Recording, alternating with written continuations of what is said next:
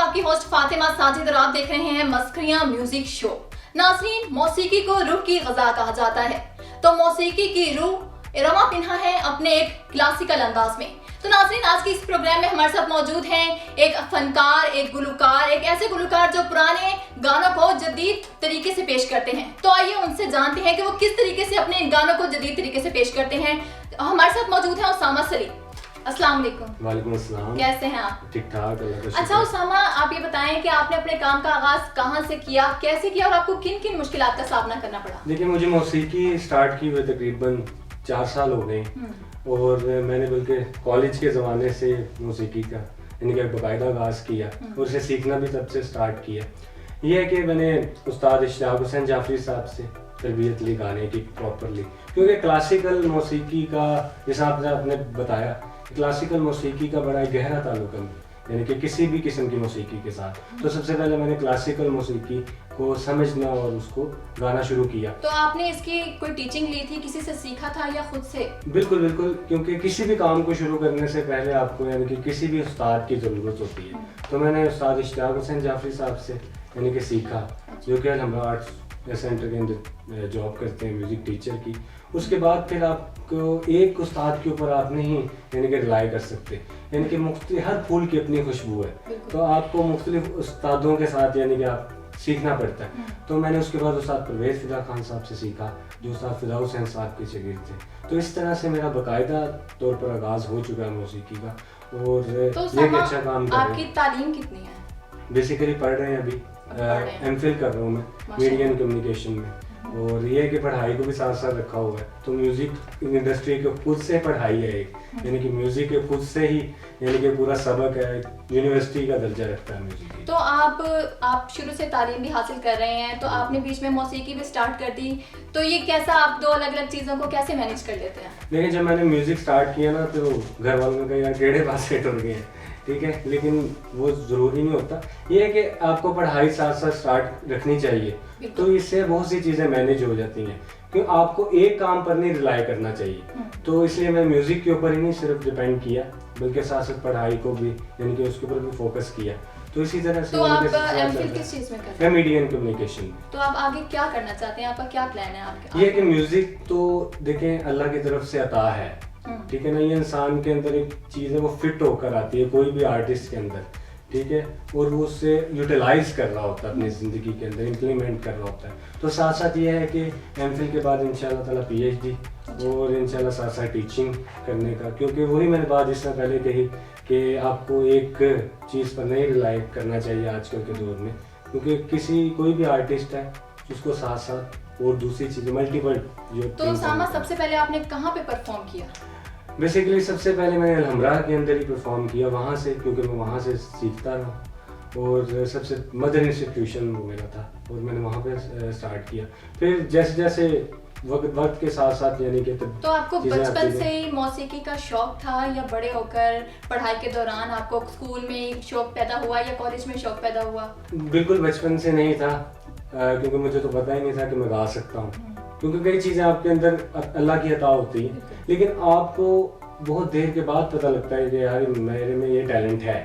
तो तकरीबन 4 साल पहले यानी कि जब कॉलेज लाइफ थी हमारी, तो तब यानी कि मुझे हुआ कि यार मैं भी गा सकता हूँ।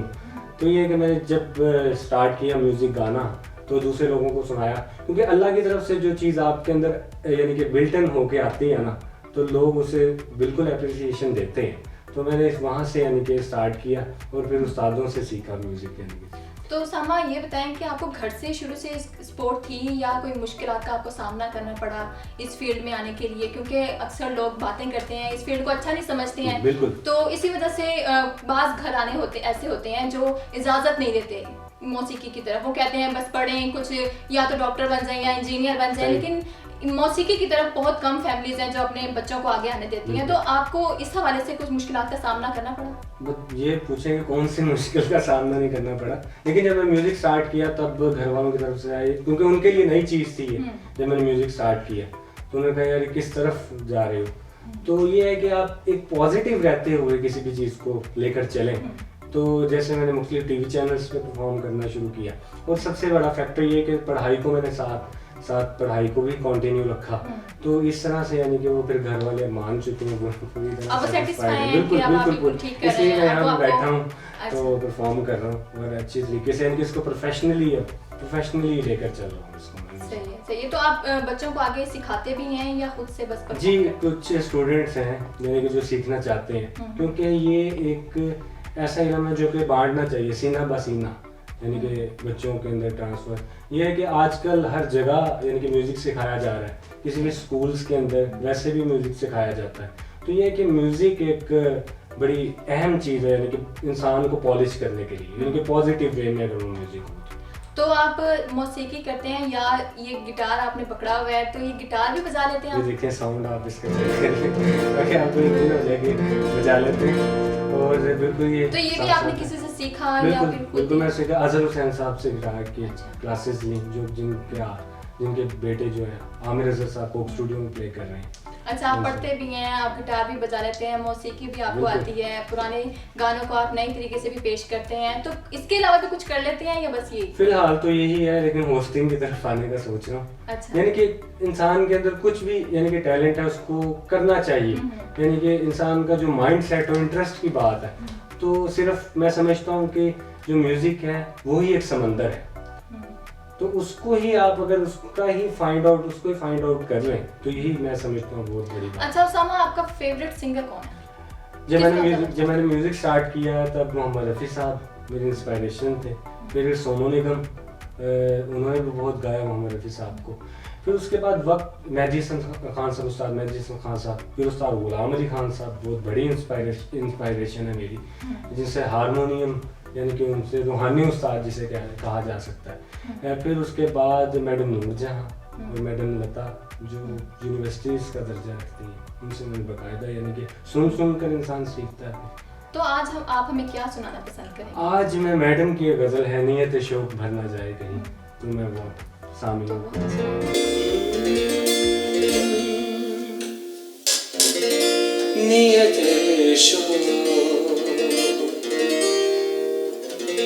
नियत शौक भर न जाए कहीं, नियत शौक भर न जाए कहीं।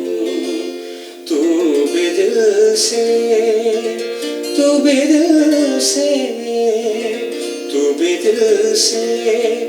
उतर न जाए कहीं, नियत शौक भर न जाए कहीं। बहुत खूबसूरत शेर है।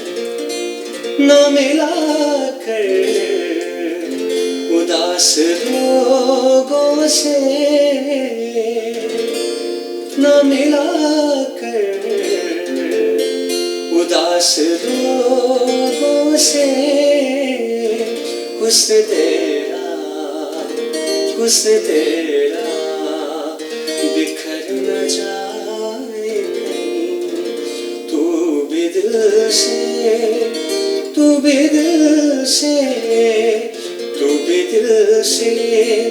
उतर न जाए कहीं, नियत शौक भर न जाए कहीं।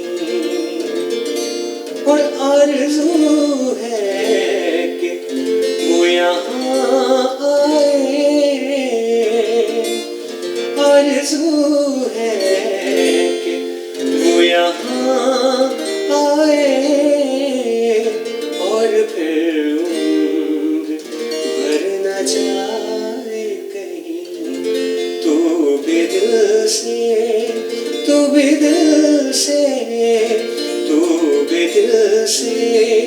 उतर न जाए कहीं, नियत शौक भर न जाए कहीं। जबरदस्त, बहुत अच्छा गाया आपने। बहुत शुक्रिया। बहुत अच्छा सिखाया आपको जिन्होंने भी सिखाया। बहुत शुक्रिया। बस कोशिश कर रहे हैं अभी गाने की, क्योंकि बहुत मुश्किल काम है। और जिनकी गज़ल है मैडम नूर जहाँ, वो तो क्या ही, उन जैसा तो शायद मुश्किल है। बिल्कुल बिल्कुल ऐसे ही। जैसा कि आपने कहा कि मोहम्मद रफ़ी जो थे आपकी पहली इंस्पिरेशन थे, बिल्कुल, तो आप उनका क्यों नहीं कुछ पेश करते हैं? बिल्कुल ज़रूर। जब मैंने म्यूज़िक स्टार्ट किया तो ये मेरा पहला गाना था मोहम्मद रफ़ी साहब का, मैं जटी अमला पगला दीवाना, क्योंकि वो ज़रा सा चंचल सा गाना है, वो शौक सा है, तो मैं वो सुनाऊंगा। मैं जटी अमला पगला दीवाना और अब्बा इतनी सी बात न जाना कि मैनू प्यार कर दी है, सटे उत्ते ओ मर दी है, कि मैनू प्यार कर दी है, सटे उत्ते ओ मर दी है। मैं जटी अमला पगला दीवाना, ऐसा नहीं होता तो वो ऐसे शर्माती ना, मुझे आते देख सड़क पे भाग जाती ना, ऐसा नहीं होता तो वो ऐसे शर्माती ना, मुझे आते देख सड़क पे भाग जाती ना, जुल्फों के घूंघट में मुखड़ा छुपाती ना, इतनी सी उम्र में वो जान वो लगाती ना, कौन सा बनाया ना बहाना बहाना बहाना। मैं जटी अमला पगला दीवाना और अब्बा इतनी सी बात न जाना कि ओ मैनू प्यार कर दी है, सटे उत्ते ओ मर दी है। मैं जटी अमला पगला दीवाना। बहुत ही अच्छी आवाज है आपकी, बहुत अच्छा आपने गिटार बजाया। तो आजकल तो आपके उस्ताद आपको देखते होंगे, वो बहुत खुश होते होंगे आपको देख के कि आपने कितनी तरक्की कर ली है। बेसिकली इश्तियाक हुसैन जाफरी साहब जिनसे मैंने सीखा बड़ा खुश होते हैं, लेकिन जो साहब परवेज़ फिदा खान साहब है वो इस दुनिया में नहीं रहे, हमें यानी कि जवानी में छोड़ के 2-3 साल पहले, तो उनसे बड़ा सीखा, गज़ल फील्ड उनसे सीखी, लेकिन फिल्मी जो गायकी है वो इश्तियाक हुसैन जाफरी साहब से मैंने यानी कि इल्म हासिल किया। तो नाज़रीन, ये है उसामा सलीम, जिन्होंने एक नहायत ही मुनफरिद अंदाज में मोहम्मद रफ़ी और मैडम नूरजहां को अपने एक अंदाज में पेश किया। तो नाज़रीन, हम आपसे इजाज़त लेते हैं, लेकिन जाते जाते हम इनसे मेरी फरमाइश पे मैं आपसे कुछ सुनना चाहूँगी। आज जाने की जिद ना करो, अगर आप चाहें तो वो जाते जाते सुना दें। ज़रूर ज़रूर।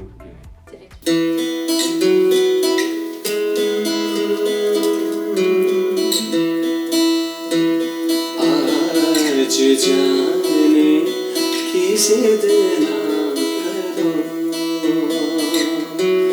आज जाने की जिद ना करो, यूं ही पहलों में बैठे रहो, यूं ही पहलों में बैठे रहो, आज जाने की जिद ना करो, हाय मरे जाएंगे हम तो लुटे जाएंगे, हाय मरे जाएंगे हम तो लुटे जाएंगे, ऐसी बातें किया ना करो, आज जाने की जिद ना करो।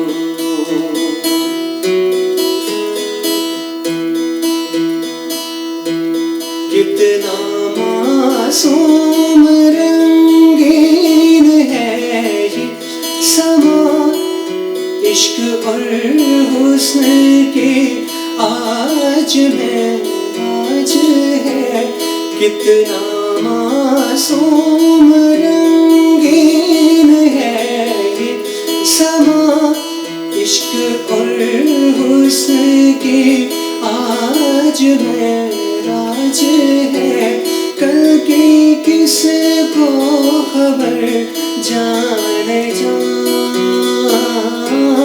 रोक लो आज की रात को,